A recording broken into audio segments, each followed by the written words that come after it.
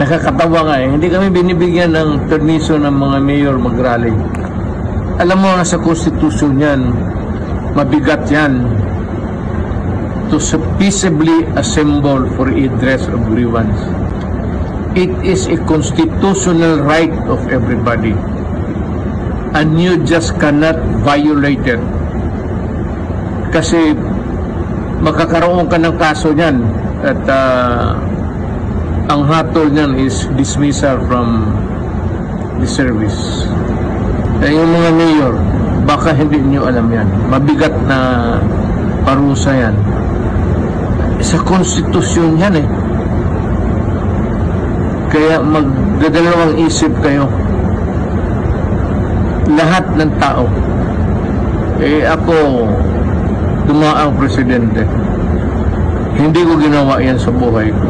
Nung mayor ako, hindi ko ginawa yan sa buhay ko. Huwag kayo maghanap ng sakit ng ulo. Kasi pag napailan kayo ng kaso, si Marcos hindi tatagal dyan. Balang araw, bababa yan ang kaso ninyo. Sarili ninyong sakit ng ulo.